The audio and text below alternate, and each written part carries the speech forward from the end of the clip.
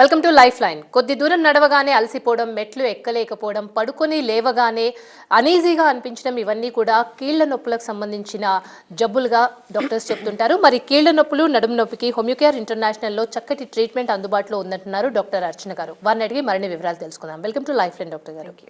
కీళ్ల నొప్పులు అనేది చాలా బాధిస్తుంది. టాబ్లెట్ వేసుకోగానే రిలీఫ్ అవుతుంది, మళ్ళీ తర్వాత యథాస్థానంలో వస్తుంది. అసలు ఎందుకు కీళ్ళ నొప్పులు వస్తాయంటారు? ఎవరికి ఎక్కువగా వస్తాయి? అంటే కీళ్ళ నొప్పుల్లో కూడా మనకి రకాలు ఉంటాయి. అంటే ఏ కీళ్ళు ఎఫెక్ట్ అవుతున్నాయి అంటే చిన్న కీళ్ళు ఎఫెక్ట్ అవుతున్నాయా, పెద్ద కీళ్ళు ఎఫెక్ట్ అవుతున్నాయా, మల్టిపుల్ జాయింట్స్ ఎఫెక్ట్ అవుతున్నాయా, ఒక్క సైడ్ ఉన్న జాయింట్ ఎఫెక్ట్ అవుతుందా, యూనిలాటరల్ సైడా లేకపోతే bilateral, both the sides effect అవుతున్నాయి అనే దాన్ని బట్టి మనము దీనివల్ల వచ్చిందని ఒక పర్టికులర్ నిర్ధారణకైతే రావచ్చు. అసలు ఎందువల్ల కీళ్ళు అనేది నొప్పులు రావడం అనేది జరుగుతుంది అంటే బేసికల్లీ ఒకటి ఏజ్ రిలేటెడ్ ఇష్యూస్. అంటే వయసు పెరుగుతున్న కొద్దీ డీజనరేషన్ అనేది ఏ జాయింట్స్లో అయినా జరుగుతూ ఉంటుంది. సో అదేంటంటే ఒకప్పుడు మనకి 70-80s కనిపించేది, ఇప్పుడు కొంచెం ఎర్లీగానే అంటే ఈవెన్ మనకి అంటే 40-45 తర్వాత కూడా ఎర్లీ డీజనరేషన్ అనేది ఈ మధ్యకాలంలో చాలామంది కేసెస్లో చూస్తూ ఉన్నాం. సో వయసు రీత్యా అని కాకుండా ఈవెన్ 35-40 తర్వాత వాళ్ళ వృత్తిపరంగా కానీ, వాళ్ళ సెడెంటరీ హ్యాబిట్స్ వల్ల కావచ్చు, లేకపోతే ఒబేసిటీ వల్ల కావచ్చు, దీనివల్ల ఎర్లీగా డీజనరేషన్ అయిపోతూ ఉంటుంది. So degeneration is one of the main factor to get the joint pains. అంటే సెకండ్ థింగ్ ఏంటి అంటే ఏదైనా అంటే ఇవన్నీ క్రానిక్గా. సెకండ్ థింగ్ ఏంటి అంటే నార్మల్గా కాల్షియం డిపాజిట్స్ ఏమైనా లేకపోయినా కానీ బ్లడ్ లోపల, లేకపోతే విటమిన్ డి అనేది చాలా వరకు తక్కువగా ఉన్నా కూడా మనకి అక్యూట్గా అప్పుడప్పుడు జాయింట్ పెయిన్స్ రావడం అనేది గమనిస్తూ ఉంటాం. ఇది కాకుండా ఏదైనా పోస్ట్ వైరల్ ఇన్ఫెక్షన్స్ అంటే నార్మల్గా మలేరియా కానీ, టైఫాయిడ్ కానీ, చికెన్ గన్యా లాంటి వైరల్ ఇన్ఫెక్షన్స్ ఏమైనా వచ్చినప్పుడు అంటే ఆ టైర్డ్నెస్ కానీ ఏదైతే ఉంటుందో అదంతా పోయే వరకు కూడా మనకి జాయింట్ పెయిన్స్ ఉంటాయి, which maximum existing for the 2 to 3 weeks or 4 weeks వరకు ఈ కీళ్ళలో నొప్పులు రావడం అనేది మనం అక్యూట్గా చూస్తూ ఉంటాం, విచ్ ఇస్ కాల్డ్ అది అలానే ప్రొలాంగ్గా ఉంటే ఇన్ఫ్లమేటరీ ఆర్థరైటిస్ అని కూడా అంటూ ఉంటాం. ఇది కాకుండా రక్తం లోపల యూరిక్ యాసిడ్ లెవెల్స్ పెరిగిపోయినప్పుడు కూడా మనకి గౌటీ అంటూ ఉంటాం కదా, అలా కూడా మనకి జాయింట్ పెయిన్స్ రావడం అనేది గమనిస్తూ ఉంటాం. లేదు ఏదైనా సడన్గా బెనకటం అంటే అప్పటి వరకు నార్మల్గా ఎలాంటి ఎగ్జర్షన్ లేకుండా అలవాటు లేని పని సడన్గా చేయటం వల్ల కానీ, పడుకున్నప్పుడు ఏదైనా పట్టేయడం కానీ, లేకపోతే మజిల్ కాంట్రాక్షన్స్ ఎక్కువ అవ్వడం వల్ల కూడా మనకి అక్కడ ఉన్న టెండాన్స్ ఎఫెక్ట్ అయినప్పుడు జాయింట్ పెయిన్స్ అనేది రావడం అనేది గమనిస్తూ ఉంటాం. ఇది కాకుండా ఇప్పుడు మనకి సర్వైకల్ ఇష్యూస్ లైక్ అంటే స్పాండిలైటిస్ అంటూ ఉంటాం కదా, అంటే ఈ వెన్నెముకలో ఉండే పూసల్లో ఏమైనా ఇష్యూస్ వచ్చినా కూడా మనకి అక్కడ మెడ దగ్గర జాయింట్లో మనకి పెయిన్ రావటం, నడుము దగ్గర ఉన్న డిస్కులు ఎఫెక్ట్ అయినప్పుడు నడుము దగ్గర జాయింట్లో పెయిన్ అనిపించటం, తర్వాత తుంటి దగ్గర అంటే హిప్ జాయింట్లో పెయిన్ అనిపించటం, లేకపోతే సాక్రోయిలైటిస్ అంటాం. అంటే కింద మనకి ఏదైతే లాస్ట్ బోన్ ఉంటుందో మనకి వెన్నెముక వ్యవస్థలో దానిలో ఏమైనా ఇన్ఫెక్షన్ వచ్చినా కూడా నడుము దగ్గర జాయింట్లో పెయిన్ రావటం. కాకిక్స్ డీనియా అంటే మనకి తుంటి భాగం అంటే మనకి తుంటికి కంటే 2 తుంట్లకి మధ్యలో తోకబొక్క ఉంటుంది, అందులో ఏమన్నా రిపీటెడ్గా ఏమైనా ఇంజురీస్ కానీ, లైక్ హెయిర్ లైన్ ఫ్రాక్చర్స్ కానీ, ఏదైనా చిన్నగా ఇష్యూస్ వచ్చినా కూడా మనకి జాయింట్ పెయిన్ అక్కడ అంటే కూర్చునేటప్పుడు పిరుదుల మధ్య భాగంలో మనకి బాగా పెయిన్ రావడం అనేది చూస్తాం. ఇది కాకుండా కాళ్ళల్లో వచ్చేసరికి మనకి బేసికల్లీ యూరిక్ యాసిడ్ అనేది పెరగటం వల్ల కావచ్చు, లేకపోతే గుర్రం మూతలు అంటుంటాం కదా, అంటే అక్కడ క్యాల్కేనియం స్పర్ అంటే క్యాల్కేనియం బోన్ అనేది కొంచెం ఓవర్ గ్రోత్ అవ్వటం వల్ల కూడా, లేకపోతే over intaking of the calcium deposits అనేది ఎక్కువగా అంటే అవసరమైనంత కాకుండా ఎక్కువ మోతాదులో తీసుకున్నా కూడా మనకి జాయింట్ పెయిన్స్ అనేది రావడం అనేది గమనిస్తూ ఉంటాం.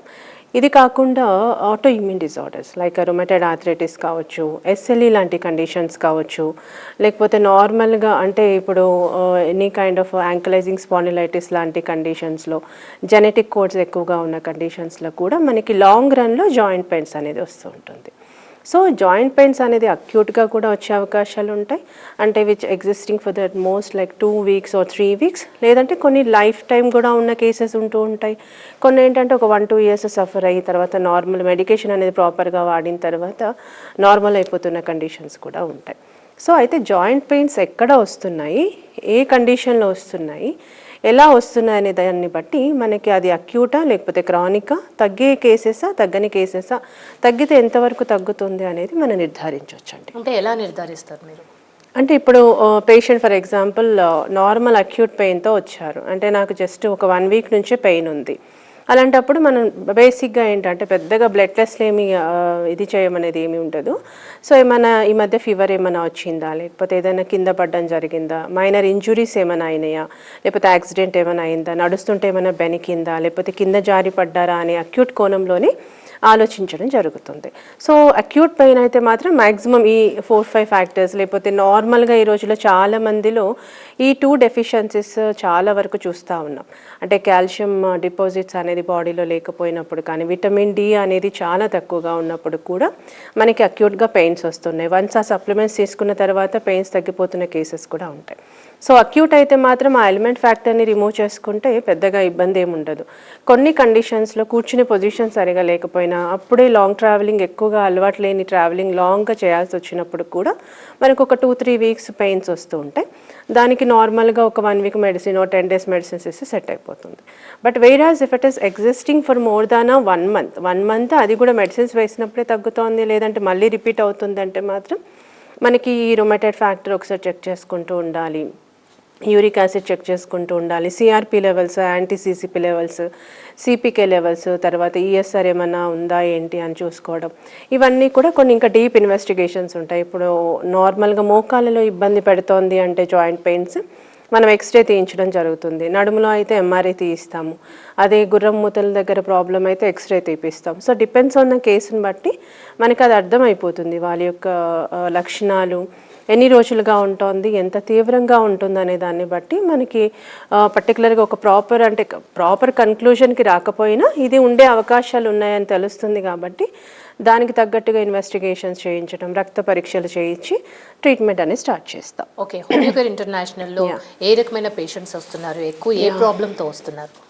ఎక్కువ తీసుకుంటే మనకి రొమాటైడ్ ఆర్థరైటిస్ అంటే which is an autoimmune disease. కాబట్టి ఇదేంటంటే వయసుతో సంబంధం లేకుండా వస్తూ ఉంటుంది. ఈవెన్ చిన్న పిల్లల్లో మనకి టీనేజ్ నుంచి మనకి ముసలి వాళ్ళ వరకు కూడా ఈ జాయింట్ పెయిన్స్ అన్ని జాయింట్స్లో ఎఫెక్ట్ అవుతూ ఉంటుంది.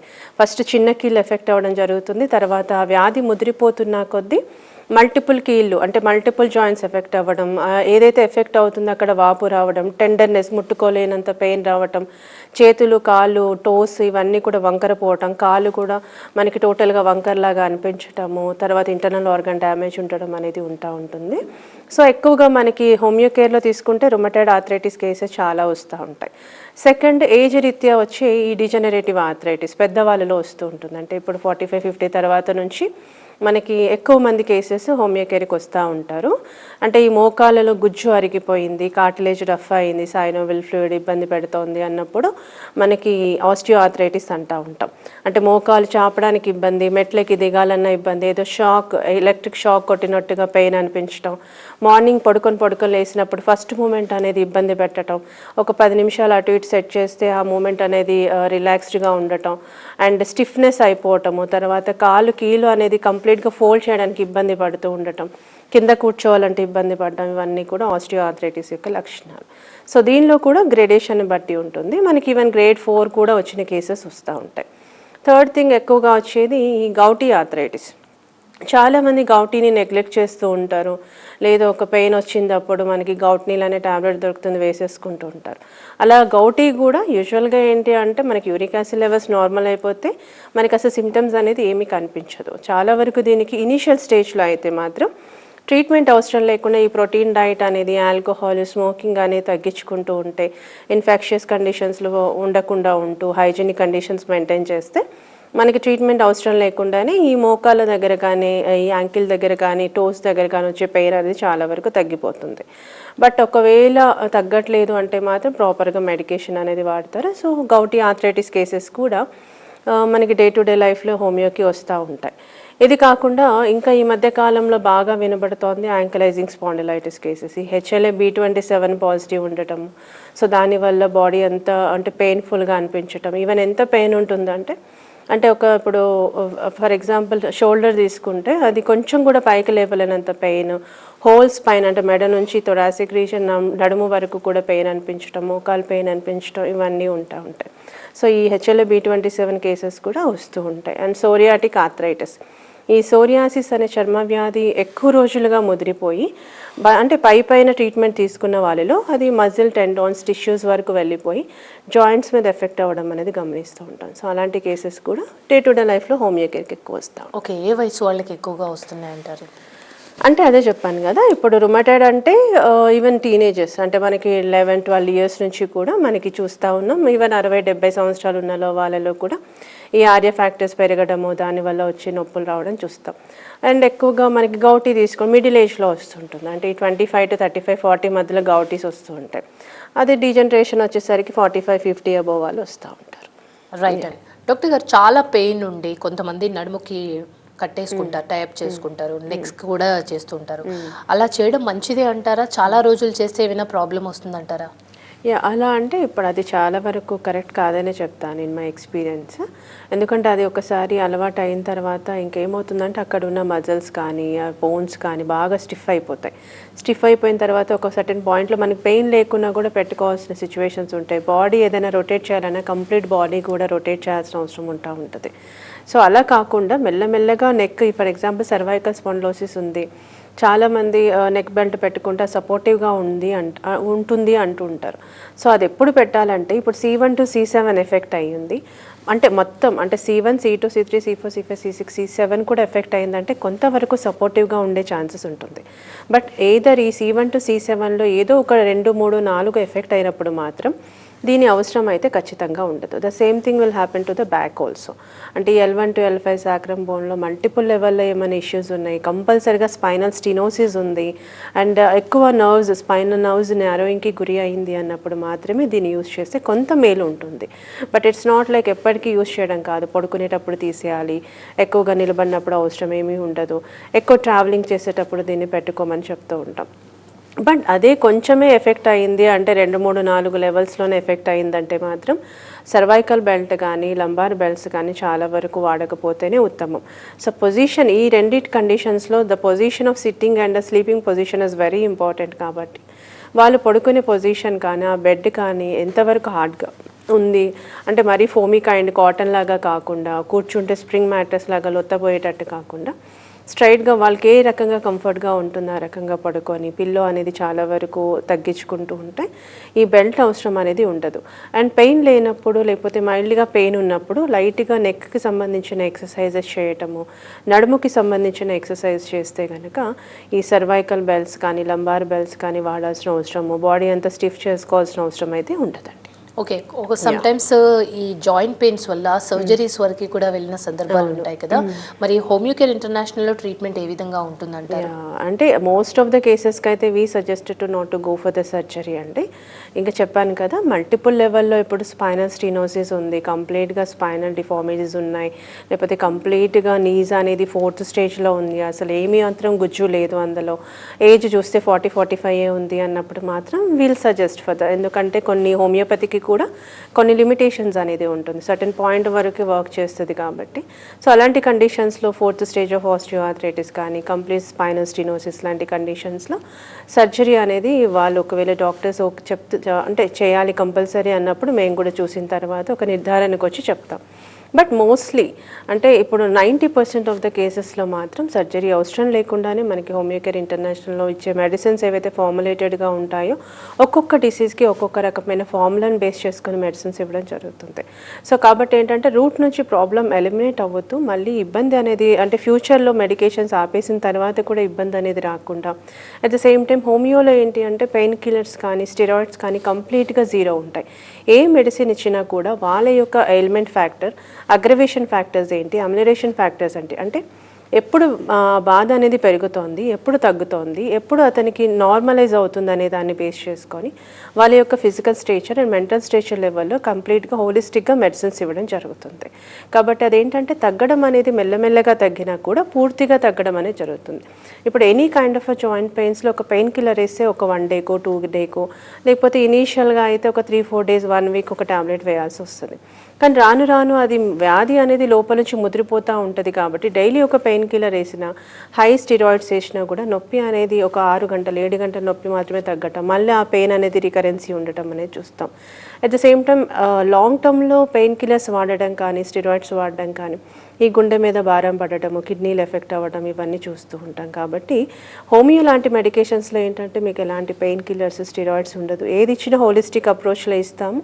సో రూట్ లెవెల్ నుంచి ప్రాబ్లం అనేది మెల్లమెల్లగా నార్మలైజ్ అవుతూ సర్జరీ అనేది కంప్లీట్గా లేకుండా 80 to 90% ఆఫ్ ద కేసెస్ అయితే సక్సెస్ అవుతాయండి. యా, అంటే లాంగ్ టర్మ్లో ఇలాంటి హోమియో టాబ్లెట్స్ వేసుకోవడం ఏమైనా ప్రాబ్లం అవుతుందంటారా? ఇప్పుడు ఒకవేళ ట్రీట్మెంట్ ఇందాక 4th స్టేజ్ వరకు అది చాలా క్రూషల్ అంటే క్రిటికల్ అని చెప్పేసి అన్నారు కదా, మరి వాళ్ళు ఎప్పటి వరకు వాడాల్సి ఉంటుందంటారు?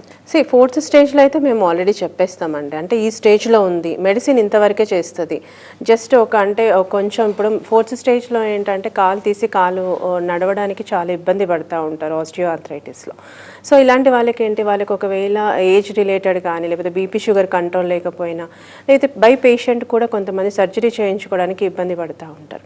సో వాళ్ళు కంపల్సరీగా అడుగుతారు, మాకు మెడిసిన్స్తో తగ్గిపోతే చాలమ్మా, నా పని నేను చేసుకునేటట్టుగా ఉంటే చాలమ్మా అని చెప్పి. సో 4th స్టేజ్లో మాత్రం we can't give any assurance like 90% చేస్తాం, ఇంత చేస్తాం, అంత చేస్తాం అని చెప్పు. దానిలో ఏం ప్రాబ్లం అవుతుంది, ఎప్పటి నుంచి మీకు ఇంప్రూవ్మెంట్ స్టార్ట్ అవుతుంది, ఎంతవరకు మాత్రమే తగ్గుతుంది అనేది క్లియర్ కట్గా పేషెంట్కి ముందుకే ఒక అవగాహన డిసీజ్ గురించి చెప్తాం. సో దాన్ని బట్టి పేషెంట్ అతను వాడాలి అనుకుంటే కంటిన్యూ చేస్తారు. కానీ కొంతమందికి సర్జరీ చేసే ఇది ఉండదు, ఏజ్ ఫ్యాక్టర్ 75-80 తర్వాత 4th స్టేజ్ ఉంటే ఖచ్చితంగా సర్జరీ వద్దు. కాబట్టి అట్లీస్ట్ హోమియో వాడితే ఏంటంటే ఆ పెయిన్ రిలీఫ్ అనేది రావటం, మూమెంట్ స్టిఫ్నెస్ అనేది లేకుండా ఉండటం, వాళ్ళ పని ఎవరి మీద డిపెండ్ అవ్వకుండా చేసుకోవడం అనేది మెడిసిన్స్ చేస్తూ ఉంటుంది. అదే మనకి 1st, 2nd, 3rd స్టేజ్లో అయితే ఈజీగా తగ్గిపోతుందండి. అంటే మనము ఆస్టియోఆర్థరైటిస్ కేసెస్ తీసుకుంటే ఒక 2-3 మంత్స్లోనే మనకి ఇంప్రూవ్మెంట్ స్టార్ట్ అవ్వడం, అది పర్సిస్టెంట్గా అలానే ఉండటం, మంత్స్ పెరుగుతున్న కొద్దీ ఇంప్రూవ్మెంట్ ఇంకా బెటర్గా అవ్వడం అనేది గమనిస్తాం. సో డిపెండ్స్ ఆన్ ద కేసుని బట్టి ఎంతవరకు చేయగలం అనేది చెప్తాం ముందే. సో పేషెంట్ డెఫినెట్గా అది ఖచ్చితంగా వాళ్ళకి తెలిసే ఉంటుంది. ఈ మధ్యకాలంలో చాలామంది అందరూ గూగుల్ చేసే వస్తున్నారు డాక్టర్స్ దగ్గరికి. సో వాళ్ళకి అంటే వ్యాధి ఎంతవరకు ఉంది, ఎంత ప్రోగ్నోసిస్ వాళ్ళకి చెప్పగలుగుతాం అనే దాన్ని బట్టి కూడా పేషెంట్కి క్లియర్ కట్గా చెప్పడం వల్ల వాళ్ళు నమ్మే వాడతారు. ఇందాక మీరు గూగుల్ అన్నారు కాబట్టి గూగుల్ని చూసి ట్రీట్మెంట్ కూడా తీసుకుంటున్నారు, వీడియోస్ చూసి తీసుకుంటున్నారు ట్రీట్మెంట్. అది ఎంతవరకు కరెక్ట్ అంటారు? వేరే అదర్ సిస్టమ్స్ అయితే వీ డోంట్ నో, కానీ హోమియోపతికి మాత్రం కంపల్సరీగా ప్రాపర్ డాక్టర్ని ఎంచుకోవడం అనేది చాలా ఇంపార్టెంట్. ఇప్పుడు గూగుల్లో చూస్తే what is the treatment for the osteoarthritis అంటే there will be a number, ఒక్కొక్క సైట్లో నెంబర్ ఆఫ్ మెడికేషన్స్ వస్తాయి. కానీ దానిలో ఇప్పుడు చూసుకుంటే పేషెంట్కి అవగాహన ఉండదు. ఇప్పుడు ఇంగ్లీష్ మెడిసిన్స్లకు ఒక పెయిన్ కిల్లర్ అంటే అల్ట్రాసెటో లేకపోతే నాప్రోక్సినో లేకపోతే ఎసెక్లోఫెన్. బట్ హోమియోలో అలా ఉండదు. ఒక పెయిన్ తగ్గాలి అంటే 100 రకాలైన మందులు ఉంటాయి. అందులో ఆ పేషెంట్కి ఏది సూట్ అవుతుంది అనేది ఒక ప్రాపర్ ఎక్స్పీరియన్స్ ఉన్న డాక్టర్ మాత్రమే చేయగలుగుతారు.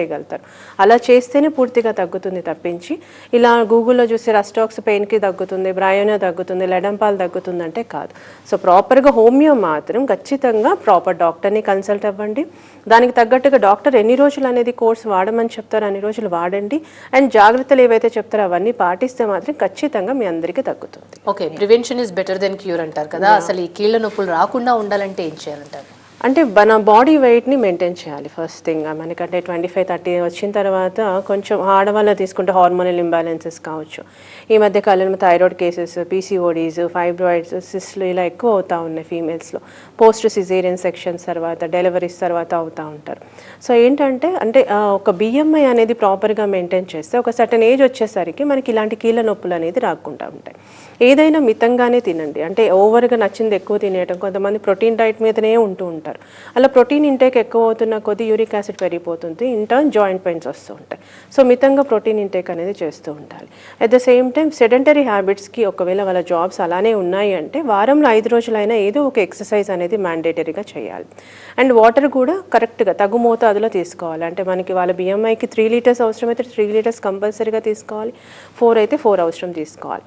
అన్నెసెసరీ మెడికేషన్స్ వరకు చాలా వరకు వెళ్లకుండా ప్రాపర్ ఎక్సర్సైజెస్ చేసుకుంటే ఇనీషియల్ నుంచి ప్రాపర్ డయాగ్నోసిస్ అనేది ఈ రోజుల్లో అందరికీ ఎడ్యుకేషన్ ఉంది, అందరికీ తెలిసిపోతుంది వాట్ ఈస్ వాట్ అనేది. కాబట్టి ఇనీషియల్గానే ప్రాపర్గా మెడికేషన్ అనేది కాకుండా కొంచెం ఎక్సర్సైజెస్ కానీ వాళ్ళకి ఎందువల్ల వచ్చిందా అనేది చూసుకొని ఆ ఎలిమెంట్ ఫ్యాక్టర్ని బాడీ అంటే మన లైఫ్ స్టైల్ నుంచి మోడిఫికేషన్ చేసుకుంటే సరిపోతుంది. అండ్ కాల్షియం, విటమిన్ డి ఎప్పటికప్పుడు చెక్ చేసుకొని ఇఫ్ నీడెడ్ అవసరం అయితే మనకి ఇప్పుడు కాల్షియం రిచ్ ఫుడ్స్ ఉంటాయి. అంటే నాన్ వెజ్లో ఎక్కువగా ఫిష్ ఉంటుంది, ఎగ్ ఉంటుంది, ఆకుకూరలు ఉంటుంటాయి, నువ్వులు ఉంటాయి. వీటన్నిటిని మనం పాల ఉత్పత్తుల్లో ఎక్కువగా ఉంటుంది కాబట్టి కొంచెం కొంచెంగా తీసుకుంటూ ఉండాలి. అదే విటమిన్ డి అంటే సన్ రైజ్కి ఎక్స్పోజ్ అవుతూ ఉండాలి, నట్స్ ఎక్కువగా తీసుకోవాలి, లెగ్యూమ్స్ ఎక్కువగా తీసుకోవాలి, లీఫీ వెజిటబుల్స్ ఎక్కువగా తీసుకుంటూ ఉండాలి. అండ్ ఆల్కహాల్ అండ్ స్మోకింగ్ అనేది ఓవర్ బూజింగ్ ఉన్నా కూడా చాలా వరకు ఎర్లీగా డీజనరేషన్ వచ్చి జాయింట్ పెయిన్స్ వస్తూ ఉంటాయి. కాబట్టి అది తగ్గు మోతాదులోనే తీసుకోవాలి. అవసరమైతే టోటల్గా అవాయిడ్ చేస్తేనే చాలా వరకు బెటర్గా ఉంటుంది. And mental stress is a main factor to get all the degenerative changes కానీ ఆటో ఇమ్యూన్స్ కానీ వస్తూ ఉన్నాయి.